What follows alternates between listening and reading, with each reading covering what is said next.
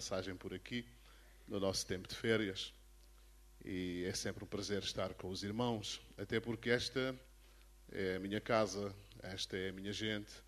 E penso que é sempre um prazer voltar a casa, é sempre um prazer estar no meio da nossa gente, estar no meio do nosso povo. E enquanto eu estava vendo aqui o desempenho musical da nossa rapaziada, e de facto fechei os olhos por uns minutos e recuei no tempo, até onde a memória permitiu. E de facto, alguns dos que estão aqui, lembro-me de ver a mãe deles grávida. Outros lembro-me de os ver andar ao colo, outros nem sequer cá estavam, ainda não estavam cá quando estava por cá. E de facto é bom ver a nossa rapaziada, uma geração que Deus está a levantar para servir a Deus. Isso é uma coisa que me deixa particularmente feliz. Amém? Não sei se isso vos diz alguma coisa, os irmãos podem dizer amém, mas a mim é uma coisa que me deixa particularmente feliz. Eu sei também que nós, às vezes, temos alguma dificuldade para apreciar o que de bom nós temos. É sempre, às vezes, aquela lógica que a galinha da vizinha é sempre melhor que a nossa. Mas eu instruí a igreja de Almeirim, onde sou pastor, e onde trago recomendações, saudações para os irmãos, a valorizarmos aquilo que nós temos. Porque se nós não valorizarmos aquilo que nós temos, quem valoriza? Se nós não abençoarmos os nossos, quem abençoará? Se nós não darmos estímulo e ânimo aos nossos, quem é que vai dar? Então eu estou aqui para dizer que estou muito feliz pela igreja de Portimão e ver os irmãos com a vossa fidelidade, com a vossa espontaneidade a servir a Deus. E quero-vos dizer que, a avaliar por aquilo que me permite ver daqui de cima, é verdade que eu já tenho alguma dificuldade para ver ao perto, mas para ver ao longe consigo ver perfeitamente bem. E até aqueles irmãos que já são mais velhos estão bonitos. Significa que toda a gente está bonita. Toda a gente está bonita. Estou vendo lá atrás alguns irmãos já mais antigos. E de facto estão todos de parabéns. Estão todos bonitos.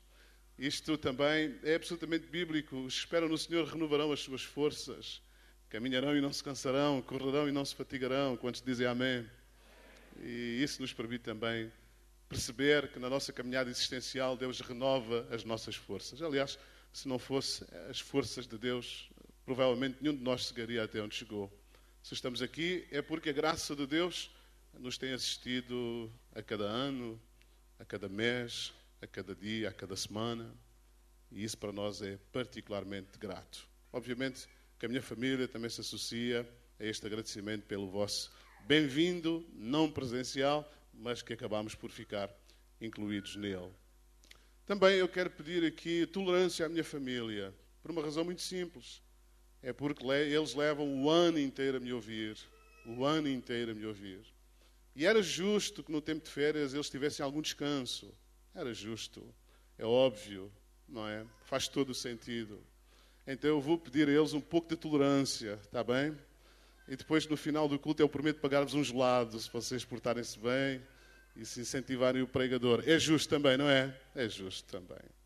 Muito bem, queridos irmãos. Agradeço a oportunidade também. O pastor Rui não está aqui, mas sei que ele estará, com certeza, a assistir ao culto, através destas novas tecnologias, e quero agradecer o convite que ele me fez para estar aqui nesta noite para ministrar a palavra de Deus. Eu sei que os irmãos, pelo menos por maioria de razão, terão Bíblia, com certeza, e gostaria que os irmãos pegassem nas vossas Bíblias e localizassem muito rapidamente a primeira carta do apóstolo Pedro, 1 de Pedro, e também o capítulo 2, 1 de Pedro, capítulo 2, e o versículo 9. Nós vamos fazer uma leitura de um versículo muito conhecido, 1 de Pedro, capítulo 2, e o versículo 9. E vamos partir deste versículo que Pedro escreve no âmbito deste capítulo, capítulo 2, em que talvez a grande ênfase do capítulo 2 é mencionar o facto de que Jesus Cristo é a principal pedra de esquina, a pedra angular, é o principal esteio da nossa fé e da igreja, como é óbvio. Mas aqui o apóstolo Pedro diz-nos uma coisa muito interessante que eu gostaria de realçar convosco. Eu chamo a vossa atenção porque a minha tradução, a tradução da minha Bíblia, talvez seja um bocadinho diferente daquela edição comum.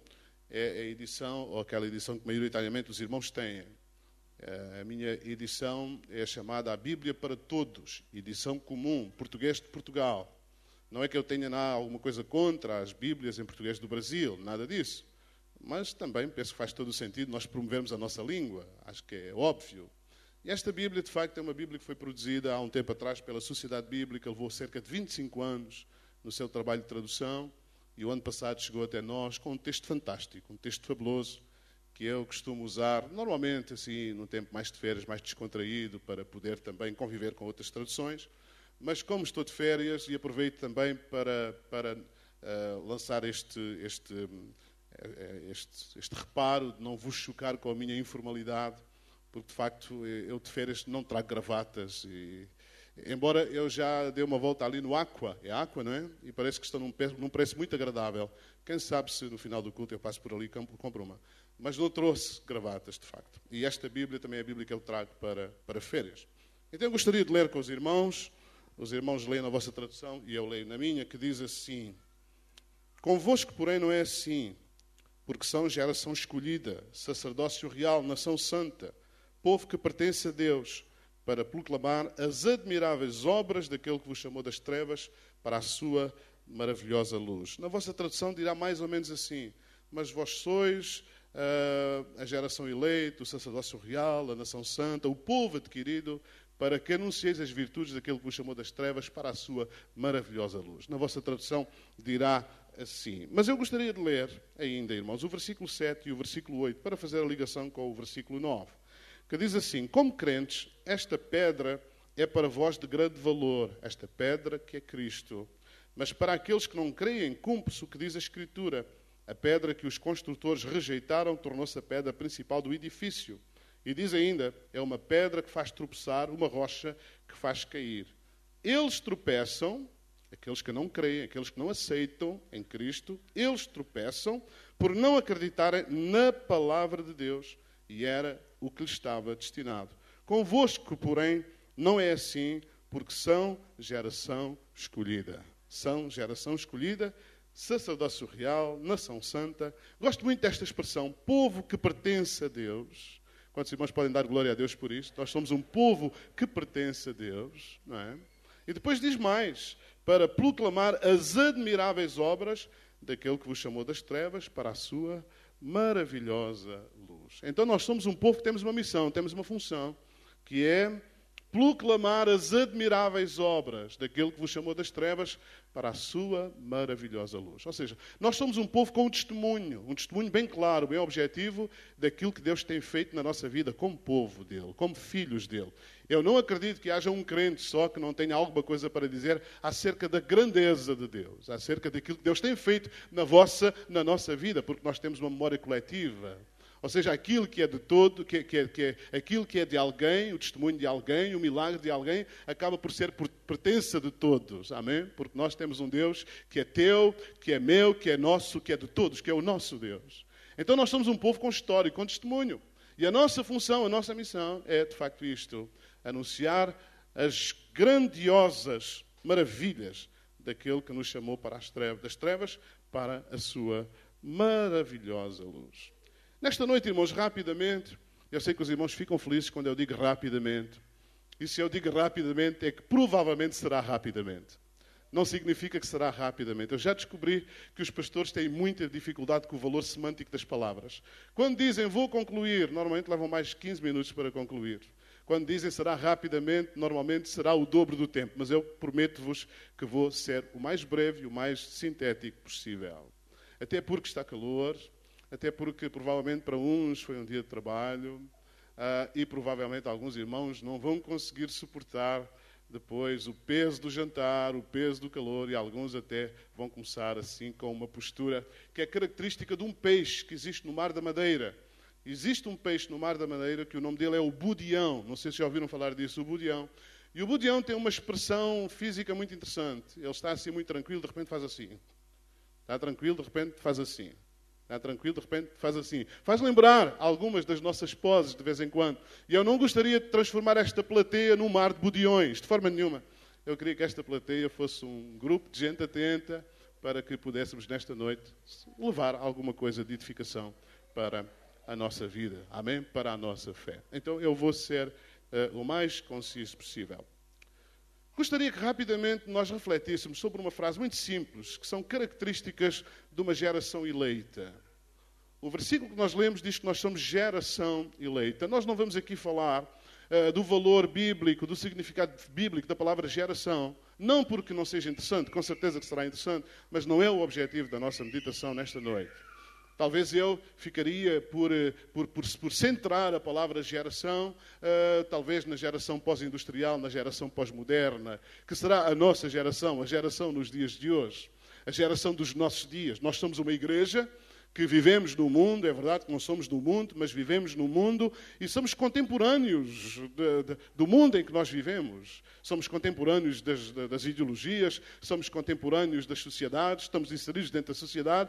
Então a geração eleita convive paralelamente com outra geração, que é a geração sem Deus, que é uma geração sem Cristo, que está aqui identificada como aqueles que não creem, aqueles que não aceitam, aqueles que não se identificam com Jesus e com o seu sacrifício.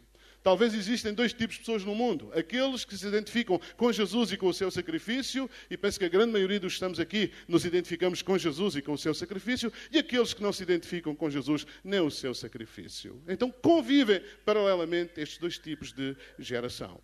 Mas antes de falarmos das características da geração eleita, que a Bíblia fala, que a Bíblia nos revela, vós sois geração eleita, sacerdócio real, eu gostaria de rapidamente nós falarmos sobre a característica da geração dos nossos dias. E obviamente, irmãos, que uma palavra não chega para descrever a característica ou as características da geração dos nossos dias. É uma geração tão complexa, tão variada, tão estranha, tão extravagante, que nós precisamos de recorrer a um conjunto de palavras para caracterizar a geração dos nossos dias. Aliás, nós só conseguiremos dar valor àquilo que nós somos se nós percebermos também aquilo que os outros são. Ou seja, quando nós percebemos aquilo que os outros são, valorizamos bastante aquilo que nós somos. Posso ouvir amém, irmãos? Isto é um exercício muito simples de raciocínio, muito simples. Eu só consigo perceber aquilo que Deus fez na minha vida quando vejo a vida daqueles que não têm a intervenção de Deus. E aí eu levanto as mãos para o céu e digo, oh Deus, obrigado por aquilo que tu tens feito na minha vida. Obrigado porque tu entraste no meu coração. Obrigado porque eu não sou como aqueles que não têm Deus. Não no sentido depreciativo. Também podemos fazer. Eu não sou como os demais, que não têm Deus. Como aquele homem que subiu para orar. Eu não sou como os pecadores. Não é nesse sentido. Mas é no sentido de que a minha vida é o que é, não porque eu sou muito bonito, e já perceberam que não sou, mas porque a graça de Deus habita em mim. Amém? Porque a misericórdia de Deus me alcançou. Eu sou o que sou porque fui alcançado pela prova do amor de Deus. Amém? E isto é muito importante. Ou seja, eu valorizo o que sou quando percebo aquilo que os outros são, não tendo o que eu tenho. Então, uma das características da geração dos dias de hoje são 3 ou 4 que eu vou rapidamente dizer-vos. Uma geração sem valores, nós sabemos isto perfeitamente. Uma das características da geração dos nossos dias é que, de facto, as pessoas perderam os valores. Há um tempo atrás eu estava a ouvir um comentador político dizer uma coisa muito interessante. Toda a gente fala da crise financeira, toda a gente fala da crise económica, toda a gente fala da crise social, mas ninguém fala de uma outra crise, e para essa não estou a ver qual é a solução, que é a crise dos valores. Aliás, nós só chegamos aos dias em que chegamos porque a crise dos valores se instaurou, e a sociedade em que nós vivemos é uma sociedade caracterizada por uma geração sem valores. É a geração do vale tudo. É a geração em que não há verdades absolutas. É uma geração em que as pessoas... É o prazer nas coisas, é o prazer no ter, é o prazer no obter. Alguém perguntou a uma criança uma coisa muito interessante. Qual é o brinquedo que tu gostas mais? E a criança respondeu, o próximo. O próximo. E eu quero vos dizer que esta é uma geração transversal. Não são apenas as crianças, filhos de pais não crentes que pensam assim. Infelizmente, muitas crianças de pais crentes também pensam assim. As pessoas que dizem que têm uma experiência com Deus acabam por desenvolver uma postura e uma atitude no sentido de que aquilo que Deus dá não é suficiente. Então procuram obter consumo, coisas e mais coisas, com a ideia de que tendo coisas são felizes. Mas eu quero vos dizer que os dias de hoje provam claramente que as pessoas não são felizes pelo ter. As pessoas não são felizes pelos bens. Os bens não trazem felicidade a ninguém. Essa foi das maiores mentiras que nos pregaram. Mas infelizmente as pessoas vivem fascinadas pelo consumo. É a geração da insatisfação, a geração do luto. É a geração das pessoas que entram em depressão por aquilo que não têm. Reparem, o luto tem que ver com a perda e faz sentido, de facto, nós termos atitudes ou comportamentos relacionados com o luto quando perdemos alguma coisa. Agora, não faz sentido alguém viver o luto por aquilo que não tem. Ou seja, há pessoas que têm um carro de uma determinada linha, mas querem outro de outra linha diferente, então entram em luto porque não conseguem ter aquilo que desejariam ter. Ou seja, é uma geração de ingratos. As pessoas não dão graças a Deus por aquilo que têm, mas passam a vida a reclamar daquilo que não têm, e isso gera uma insatisfação terrível. É a geração do fast food, comida rápida. E quando eu estou a falar de comida rápida, já perceberam que o fast food é apenas um exemplo, é apenas uma referência. É a geração da superficialidade. As pessoas hoje não estão muito predispostas para coisas de profundidade, para coisas que tragam, de facto, algum conhecimento, para coisas que sirvam para educar, para trazer conteúdo. Não, as pessoas hoje estão muito vocacionadas para o simples, para o banal, para o superficial. É por isso que as novelas nunca tiveram tanta gente a viver disso e envolvida nisso como nos dias de hoje, porque, de facto, não é preciso pensar, não é preciso raciocinar, não é preciso desenvolver nenhuma atividade crítica. Então as pessoas vão ao sabor daquilo. É a geração do Peter Pan. Todos nós nos lembramos, pelo menos eu lembro do meu tempo, do Peter Pan. O Peter Pan era um boneco da banda desenhada com uma característica muito interessante. Não queria crescer. Não queria ser adulto. Diziam assim, tu tens que crescer, tu tens que assumir responsabilidades, tu tens que ser adulto. Mas o Peter Pan dizia assim, eu não quero crescer, eu não quero assumir responsabilidades, eu não quero ser adulto, eu não quero ser alguém com responsabilidade. E a geração de hoje é exatamente assim. Uma geração que não quer assumir responsabilidades, não quer crescer, não quer ser adultos. É por isso que nós vemos pais com comportamentos parecidos com o dos filhos, que é uma coisa anormal, que é uma coisa triste, que é uma coisa vergonhosa. Uma geração que não cresce. Mas, acima de tudo, irmãos, uma geração que se esqueceu de Deus. Talvez uma das grandes características da geração dos nossos dias é que as pessoas esqueceram-se de Deus. As pessoas interiorizaram o princípio ou a mentira de que Deus era um impedimento para a felicidade. Deus era um impedimento para o progresso. Deus era um impedimento para que as pessoas fossem felizes. Então vamos acabar com a ideia de Deus, vamos acabar com o preconceito de Deus, vamos acabar com os princípios morais de Deus, vamos nos desamarrar de tudo isso, porque a felicidade está à nossa frente e nós somos livres para encontrar a nossa própria felicidade. E o mundo caiu no caos em que está, porque as pessoas interiorizaram que podiam ser felizes sem Deus. Podiam ser felizes por sua própria conta e risco. Podiam ser felizes ao desenvolver para si novas verdades, novas ideologias, novos pensamentos, novas atitudes, novos preconceitos. E de repente esta geração percebeu que caiu num abismo. E isto leva necessariamente ao que outros classificam como uma geração à rasca. Eu sei que é um termo não muito bonito, mas há um tempo atrás os irmãos ouviram o slogan da geração à rasca. Uma geração sem esperança, uma geração sem futuro, uma geração sem expectativas, uma geração que olha para um horizonte médio ou longo e não consegue vislumbrar uma atitude ou um vislumbre de otimismo, uma geração completamente desiludida.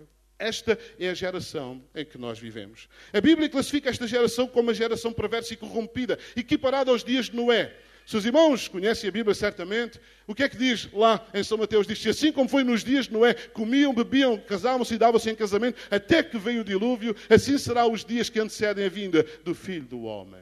Uma geração completamente marginal ao princípio bíblico. Uma geração completamente fora do paradigma que Deus escolheu para o seu povo. Uma geração completamente fora dos princípios que nós encontramos na palavra de Deus. Mas a Bíblia fala de outra geração. Quantos podem dizer amém? A Bíblia fala de outra geração. E é desta geração que eu quero vos falar rapidamente. É interessante que Pedro diz no capítulo 1, no versículo 23, ele diz assim: sendo de novo gerados, não da semente corruptível, mas da incorruptível pela palavra de Deus, viva e que permanece para sempre. A igreja faz parte do novo povo, um povo que foi de novo gerado. Amém? Um povo que tem uma nova matriz, uma nova identidade. Um povo que se rege por outros princípios. Um povo que se rege por outras prioridades. Um povo que se rege por outras orientações. É interessante, irmãos, que esta geração de que Pedro fala é uma geração que foi escolhida para um propósito profético. E eu acredito, irmãos, que a igreja ainda hoje está no mundo para cumprir este propósito profético. Quantos podem dizer amém?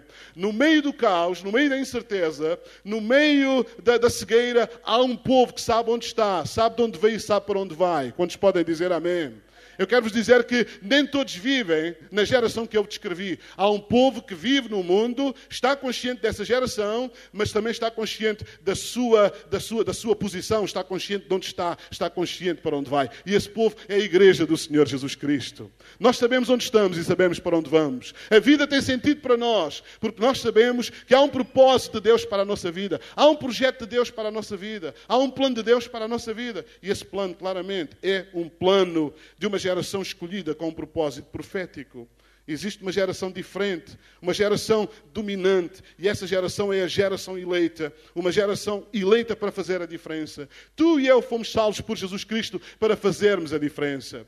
Tu e eu fomos salvos por Cristo para sermos um povo diferente. Quantos podem dizer amém? Tu e eu fomos salvos por Cristo para sermos luz no meio das trevas. Tu e eu fomos salvos por Cristo para sermos sal da terra e para sermos luz do mundo. E necessariamente estamos a falar de uma geração diferente, com características diferentes, que entende perfeitamente o mundo em que está, o mundo em que vive, mas não põe em causa o seu propósito final, que é um dia estar na glória com Jesus para todo o sempre. Quantos podem engrandecer e glorificar o nome do Senhor Jesus? Rapidamente, 3 ou 4 características desta geração eleita. Primeiro, queridos irmãos, esta geração eleita de que Pedro fala é uma geração que descansa no cuidado absoluto de Deus. Repita comigo. Eu descanso no cuidado absoluto de Deus. Isto é muito importante, irmãos, proferir estas palavras. Nós somos uma geração que descansamos no cuidado absoluto de Deus. Nós temos a consciência que Deus não mudou. A Bíblia diz que nele não há mudança nem sombra de variação. Nós temos a consciência que Deus está no controle de todas as coisas, embora nós nem sempre entendamos os propósitos de Deus. Aliás, a Bíblia diz isso mesmo, que os seus entendimentos, os seus pensamentos são mais profundos que os nossos pensamentos e os nossos caminhos mais profundos que os nossos caminhos. Mas isso não significa que nós não aceitamos que Deus tem um propósito para todas as coisas. Amém?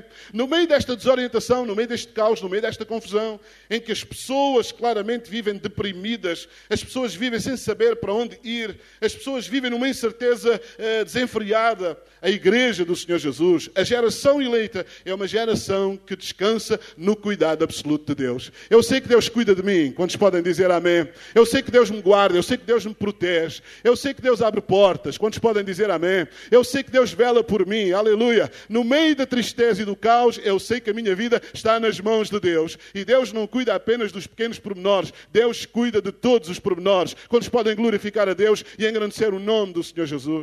É por isso que o crente no meio da crise não desespera. É por isso que o crente no meio da incerteza não desanima. Porque a nossa vida está nas mãos de Deus. Nós sabemos que Deus cuida de nós. Amém? Deus cuida de nós. Louvado seja Deus. A Bíblia diz no Salmo 55, lança o teu cuidado sobre o Senhor e Ele te susterá. Não permitirá jamais que o justo seja abalado. O justo não é abalado. Aquele que confia no Senhor não é abalado. Aquele que confia no Senhor está seguro. Aleluia. Porque o Senhor é a nossa rocha. O Senhor é o nosso refúgio. O Senhor é o nosso abrigo. E esta geração precisa de se levantar no nome e no poder de Jesus. Esta geração precisa de se levantar e dizer, ainda que o mundo viva na incerteza, ainda que a Europa esteja na incerteza, ainda que os americanos caminhem para a incerteza, a igreja do Senhor permanece firme nas suas certezas, porque a nossa certeza não depende das circunstâncias, a nossa certeza depende do Rei dos Reis e do Senhor dos Senhores, a nossa certeza depende daquele que triunfou, que ressuscitou, que está no céu e que está aqui para abençoar as nossas vidas e para fortalecer os nossos corações. Quantos podem glorificar o nome do Senhor Jesus? A geração eleita é uma geração que descansa no cuidado absoluto de Deus. É verdade que nós não ignoramos as nossas fraquezas. Nós não ignoramos as nossas limitações. Nós não ignoramos os nossos momentos difíceis. Nós não ignoramos as provas que vêm à nossa vida. Nós não ignoramos as tribulações que vêm à nossa vida. Há pouco, no tempo de oração específico, oramos aqui por situações que precisam de um milagre e de uma intervenção de Deus. Nós não somos como a avestruz que enterramos a cabeça na areia, ou então como aquelas pessoas que não têm uma fé muito esclarecida, que veem que alguém está numa situação difícil e diz que não está. Não, nós não ignoramos as lutas, mas há uma coisa que nós sabemos, é que o nosso Deus está para além das lutas. O nosso Deus está acima das lutas. O nosso Deus está acima dos problemas. O nosso Deus está acima das provas, está acima das dores, está acima das doenças, porque Ele continua a ter todo o poder no céu e na terra. Quantos podem glorificar e engrandecer o nome do Senhor Jesus? Uma geração que descansa no cuidado absoluto de Deus. Diga assim para o irmão que está ao seu lado. Deus cuida de nós. Mas diga isso com autoridade, irmão. Deus cuida de nós. Deus cuida de nós. Diga, não se preocupe, irmão. Deus cuida de nós. Não se preocupe com a crise, Deus cuida de nós. Não se preocupe com a crise do FMI, porque Deus cuida de nós. Não se preocupe, a igreja nunca dependeu do homem. A igreja sempre dependeu de Jesus. E Jesus sempre honrou a nossa fé e sempre guardou o seu povo. Quantos podem glorificar a Deus? Uma geração que confia, que descansa no cuidado absoluto de Deus. É a geração eleita. Mas também é uma geração que não se precipita. Irmãos, houve dias em que nós precisamos de confiança em Deus, paciência em Deus. Os dias em que nós estamos a viver são esses dias. Nós precisamos de confiar mesmo em Deus, descansar mesmo em Deus. Entrega o teu caminho ao Senhor, confia nele e Ele tudo fará. Eu sei que nós vivemos na sociedade do imediato. São as respostas para amanhã. São as respostas para ontem. São as respostas imediatas. É por isso que os políticos nunca tiveram a vida tão difícil como nos dias de hoje. Porque as circunstâncias não se compadecem com o protelar. A resposta tem que ser agora, neste momento. E muitas vezes nós também somos levados nesta pressão. A pressão da precipitação. A pressão de não termos paciência. De não descansarmos inteiramente em Deus. Irmãos, uma das características da igreja do Senhor Jesus, da geração eleita, é que esta igreja, esta geração, este povo é um povo que não se precipita. É um povo que descansa em Deus. Esperarei com paciência no Senhor e Ele vai conceder o desejo do meu coração. Eu vou esperar com paciência em Deus. O salmista dizia, a nossa alma espera no Senhor, Ele é o nosso auxílio e o nosso escudo. Todo precipitado não tem firmeza de propósito. Alguém até diz que Deus não fala com apressados e eu concordo. Às vezes nós queremos fazer de Deus a mesma lógica da máquina do multibanco. Há uns dias atrás, eu fiz uma viagem de comboio. Estava a tirar o bilhete. Estavam 3 pessoas a tirar o bilhete. Estava uma senhora à minha frente, estava eu e estava uma senhora atrás de mim. E a senhora que estava a pagar o bilhete estava a pagar com o multibanco. E deve ter digitado mal o número e a primeira operação não correu bem. A senhora que estava atrás de mim soprava-me assim para o pescoço. Você já viu que ia estar numa fila e alguém ao pé de si, atrás de si, assim, a bater o pé. E eu fiquei impressionado com aquilo e até me pus assim um bocadinho de lado, mas a força do sopro era tão grande que mesmo assim ainda me atingiu. Digo assim, meu Deus, para onde é que vai esta senhora? Se calhar está com pressa. Entretanto, eu disse assim, olha, senhor, por favor, passa à minha frente. Tenha a bondade. Muito obrigado, muito obrigado. Então a senhora passou à minha frente, eu dei-lhe a vez, ela tirou o bilhete. Depois percebi que íamos no mesmo comboio. E o mais engraçado, não sei se o homem da estação fez de propósito, fomos um em frente ao outro. E de vez em quando ela olhava para mim e punha os olhos em baixo. Olhava para mim e punha os olhos em baixo. Olhava para mim e punha os olhos em baixo. E eu fazia assim.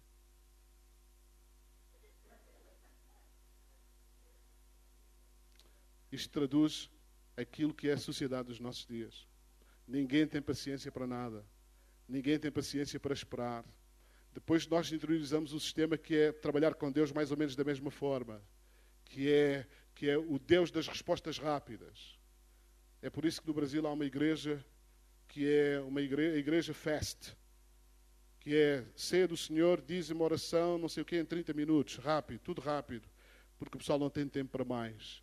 Irmãos, uma das características desta geração que espera em Deus é esperar com paciência do Senhor. É ser uma geração que não se precipita. É muito fácil decidir o que fazer. O difícil é o que não fazer. E por isso nós temos que esperar o melhor tempo. Sabem qual é o melhor tempo? É o tempo de Deus. O melhor tempo é o tempo de Deus. Poderíamos dar alguns exemplos nisto, mas eu disse-vos no início que ia ser breve e vou ser breve. Também é uma geração que não fica paralisada por nada. E eu gosto disto. Um dos capítulos que eu mais gosto da Bíblia, claro, gosto de toda a Bíblia, mas um dos capítulos que eu mais gosto é Romanos capítulo 8. E de facto Romanos capítulo 8 é fabuloso. É um capítulo da afirmação da vitória que nós temos em Cristo. Quantos podem dizer amém? Nenhuma condenação há para os que estão em Cristo Jesus, que contrapõe o capítulo 7. O capítulo 7, irmãos, é o capítulo em que o apóstolo Paulo fica desorientado com as suas incoerências. O apóstolo Paulo diz assim: miserável homem que eu sou, quem me livrará o corpo desta condenação? O mal que não quero, esse faço, mas o bem que não quero, esse não faço. É o capítulo das incoerências de Paulo. Eu sei que é muito fácil nós falarmos das incoerências dos outros.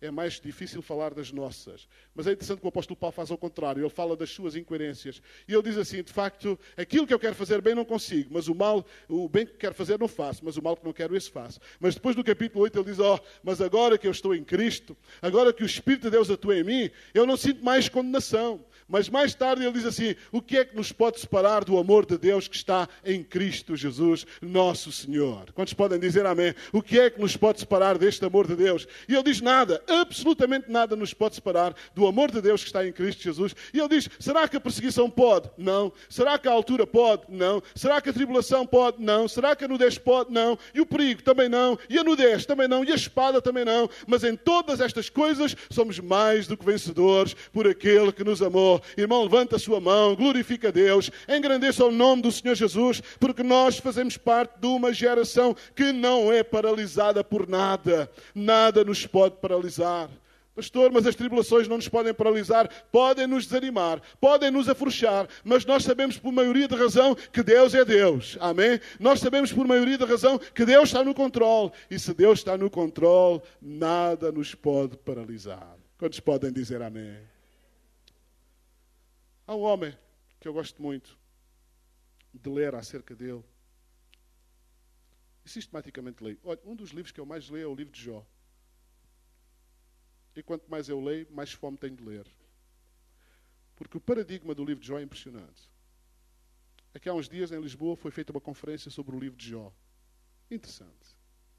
Porque é um livro que apresenta o paradigma do sofrimento. Porque sofremos. Claramente. E ali, Jó, ainda é mais complicado. É mais complicado. Porque é um sofrimento consentido por Deus. Repare, foi Deus que consentiu o sofrimento em Jó. Não há conversa, está escrito. Foi Deus quem consentiu o sofrimento de Jó. Eu peço desculpa o que vou dizer, porque não quero reavivar memórias de ninguém aqui. Mas quem já perdeu um filho, sabe perfeitamente a dor que é perder um filho. Tanto que é assim que os psicólogos dizem que não há dor maior para um pai e para uma mãe. Principalmente para uma mãe. Porque a ligação mãe-filho é completamente diferente de pai-filho. Os psicólogos dizem, não há dor maior do que uma mãe perder um filho. Você sabe quantos filhos é que Jó perdeu? Uau.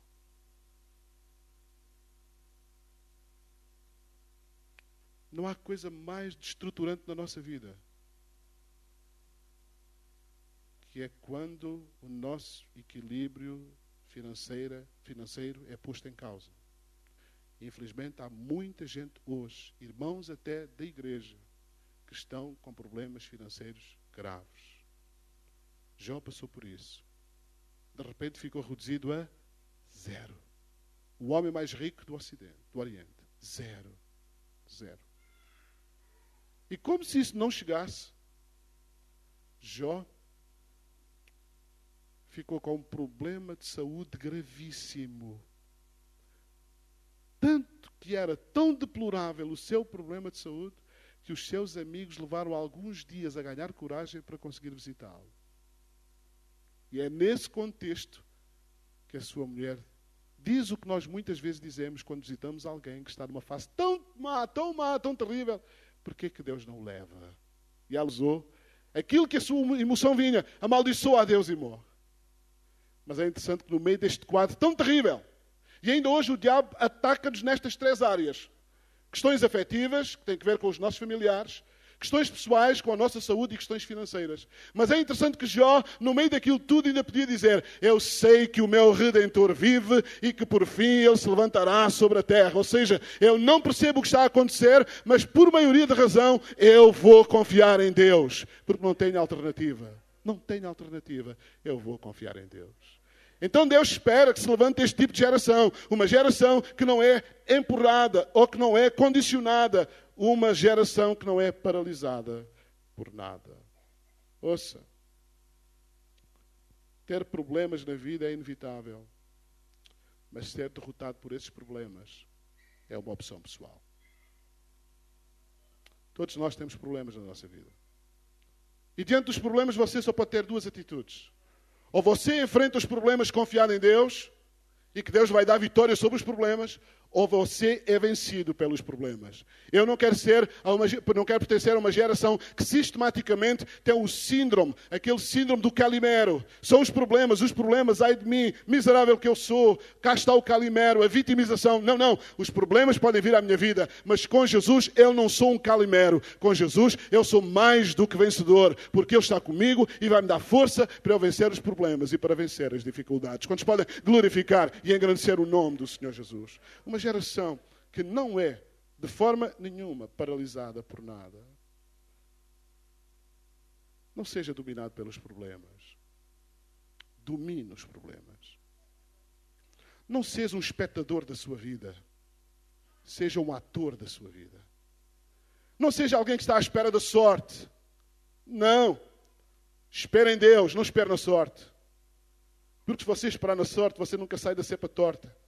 Mas se você confiar em Deus no meio das lutas, você vai ser vencedor. Porque Deus não vai defraudar aqueles que confiam nele. Quantos podem glorificar a Deus?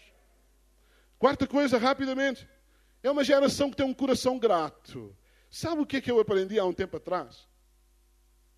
Que a gratidão é a memória do coração. A gratidão é a memória do coração. Irmão, por 30 segundos feche os seus olhos. E lembre-se lá de alguma coisa boa que Deus tem feito na sua vida nestes últimos 10 anos. Por favor, feche os seus olhos por 30 segundos. 30 segundos. Lembre-se de alguma coisa boa que Deus tem feito na sua vida nestes últimos 10 anos. Será que Deus não tem feito nada de bom na sua vida nestes últimos 10 anos? Se o irmão já encontrou alguma coisa boa que Deus tem feito na sua vida nestes últimos 10 anos, então levanta agora assim a sua mão direita e dê graças a Deus por isso. Porque a gratidão é a memória do coração. Só é grato quem tem coisas guardadas no coração acerca daquilo que Deus fez na sua vida. Nós temos que ser um povo grato. Amém? Olha, irmão, até vos vou dizer mais. O crente que tem um coração grato não sofre pelo que não tem, mas dá graças a Deus pelo que tem. Eu tenho encontrado gente crente a sofrer por aquilo que não tem e a não dar graças a Deus por aquilo que tem. Muda a sua maneira de pensar. Muda a sua forma de raciocinar. Dê graças a Deus por aquilo que tem e pare de reclamar daquilo que não tem. Porque se você passar a vida a reclamar sobre aquilo que não tem, você nunca vai ser feliz. Mas se você agradecer a Deus em cada dia por aquilo que você tem, você vai encontrar o ponto da felicidade. Porque o ponto da felicidade é agradecermos a Deus aquilo que nós temos. Porque reconhecemos que tudo o que temos provém de Deus. É por isso que Jesus diz, bem-aventurados os pobres. E quando nós lemos bem-aventurados os pobres, a nossa mente vai logo para aquilo que nós entendemos por pobreza. O que é pobreza? São pessoas que não têm rigorosamente nada. No original não é esse o termo. Não. No original a palavra pobres não é pessoas que não têm rigorosamente nada. Nada disso. Não. No original, o sentido do texto é bem-aventurados aqueles que aquilo que têm reconhecem que não é deles, é de Deus. E põem ao serviço de Deus. Então são bem-aventurados os pobres. Aqueles que reconhecem que aquilo que têm é uma dádiva de Deus. E são felizes ao pôr isso ao serviço dos outros. Um coração grato. E para concluir, queridos irmãos, a geração eleita é uma geração que não conhece o impossível. Lucas 1,37 diz, porque para Deus nada é impossível. No outro lugar nós encontramos uma expressão que diz, aquilo que é impossível aos homens é possível a Deus.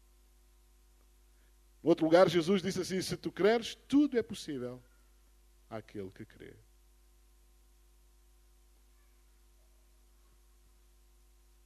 Quando nós dizemos que uma geração eleita é uma geração que não conhece o impossível, com isto nós não estamos a negar as nossas impossibilidades.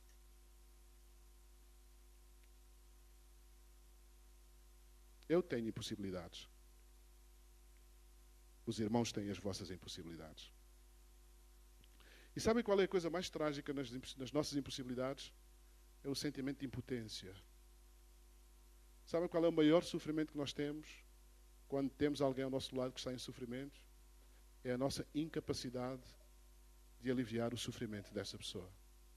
Se nós pudéssemos, nós aliviávamos esse sofrimento. É uma situação de impotência. Eu não consigo e sofro porque não consigo agir no sentido de que aquela pessoa que sofre, pode ser um filho, um marido, um pai, uma mãe, eu não consigo agir.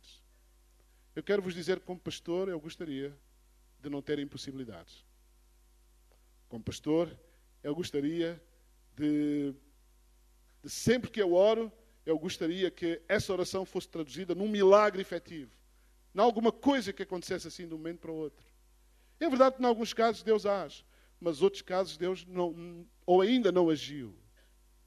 Faz-me lembrar um famoso pregador nos Estados Unidos, que foi a um programa de televisão do Larry King. E o Larry King confrontou com uma situação muito hilariante. Ele disse ao pregador assim: olha, imagine que você tem 10 pessoas aqui à sua frente. E você ora por elas. Você ora pela primeira e essa pessoa é curada. Você ora pela segunda e a segunda é curada. Você ora pela terceira e a terceira é curada. Você ora pela quarta e a quarta é curada. Você ora pela quinta e a quinta também. Você ora pela sexta e a sexta não é curada. O que é que você faz? Ora pela sétima. Ora pela oitava e ora pela nona. Sabem porquê? Por uma razão muito simples. A oração é um ato meu. A intervenção tem que ver com a soberania de Deus.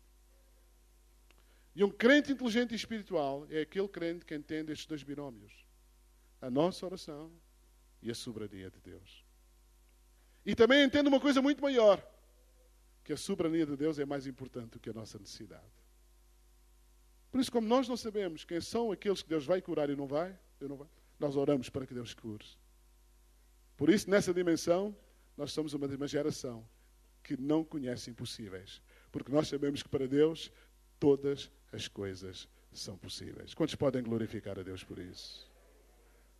Irmão, para Deus todas as coisas são possíveis.